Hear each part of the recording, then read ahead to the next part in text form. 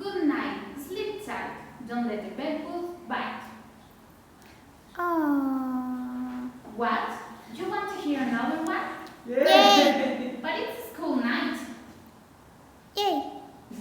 Okay, just this once. I'm such a pushover. What type of story shall we hear? Snow White. Cinderella! How about a fairy tale for of times? Yay! A flight of dreams fencing by white picket? A story of the man and woman we all hope to be someday? Too bad, that's what you're getting. Once upon a time, there was a young woman, pretty as a day in June.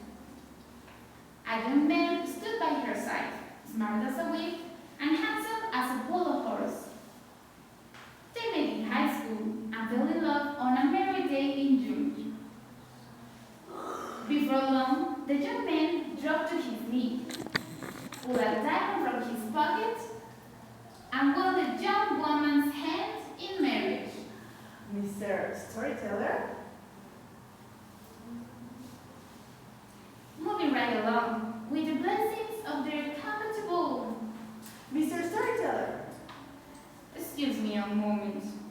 Yes, what is it? We didn't exactly meet in high school. Yes, you did. It says so right here. We met in a bar. And we dated for 5 years where she experimented with foreigners. How nice. Well, for our purposes, let's say you met in high school. Shall we? So, with the blessings of their compatible families, the young man and woman were to be bride and groom. Wait a minute. As I recall, you kept breaking it up. What?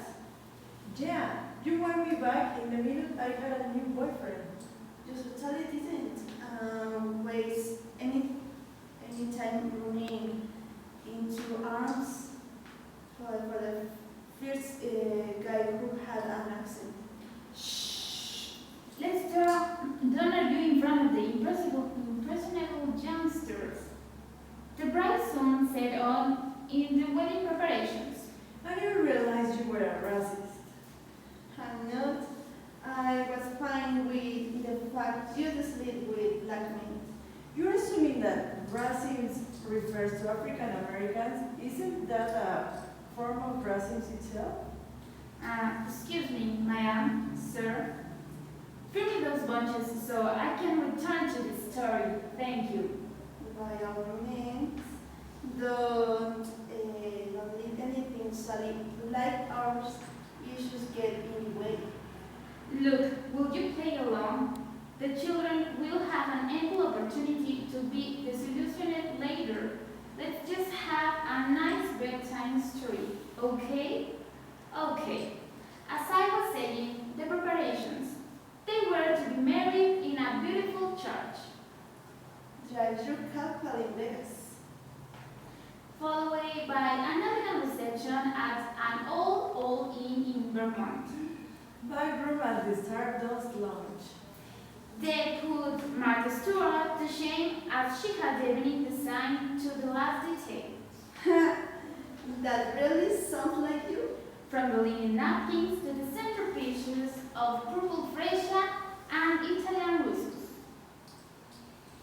I think he was invited to someone else's wedding. And why is assuming the bride always on the like taste?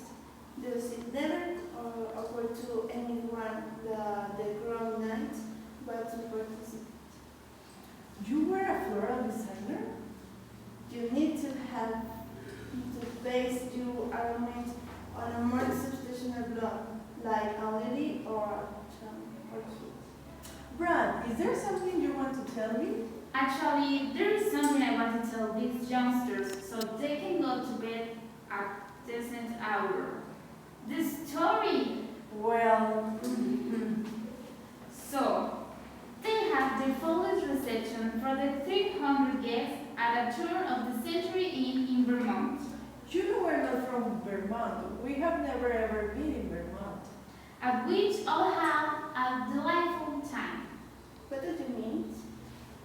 Is there something that attends you? Immediately following the splendid reception. I mean, is there something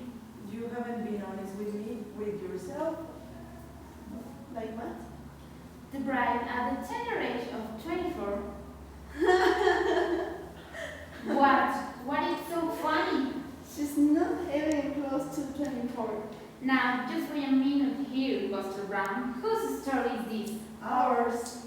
Brown, this is a fairy tale. I'm going for prototypes. But I'm 35. In this story, you are 24. The average American woman gets married at 24. So how old does that make him? 27.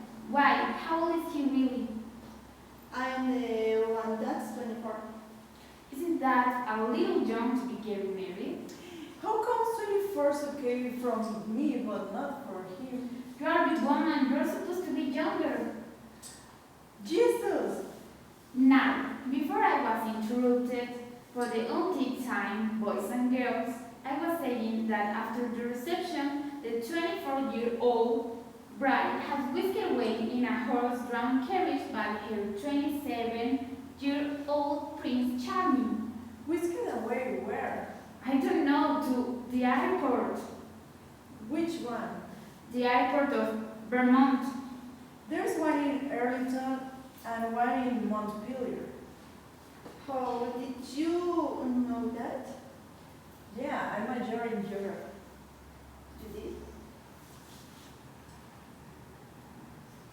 So, Mr. Fancy Pants, which one was it?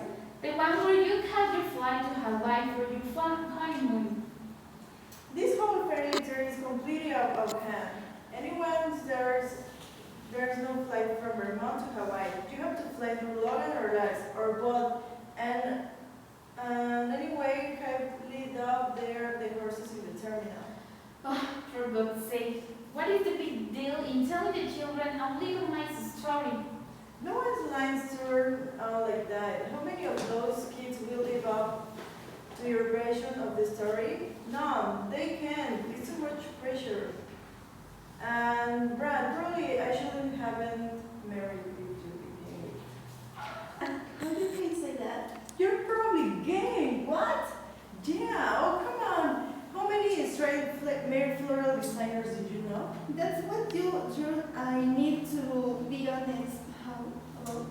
You didn't even know I majored in geography. Listen, if we are talking average here, most of people don't get married in Vermont. They get married in their one-horse homestead that have Walmarts and beds soon. What's wrong with that? Nothing, that's my point. Most people get married in their homestead. Most people cheat on their spouses or end up in selling or sell everything they own to get into a lousy nursing home. Put that in your fairy tale and smoke it. No one is smoking nothing. The children are present. And God forbid we tell them what life is really like. She's got a point there. You're opening yourself above multiple class functions of a mystery. Fine, I've had it. You want the truth, the whole truth, and nothing more the truth, the whole enchilada, the proverbial hook, line, and sinker? Well, far be it from me to give this little soul something which to aspire. Do it, do it. I'm warning you, it won't be pretty. We didn't learn it. I'm such a pushover. Once upon a time, in a trailer park not so far away, there lived a woman approaching middle age who drank a lot of bourbon, smoked a pack a day, who moved in places where they threw peanut shells on the floor, All right, already. and a young, slightly effeminate man who took it up the ass once from a fellow Eagle Scout. And since it only happened once when he passed 17 and dropped on Kahlua, he is still considering himself strange.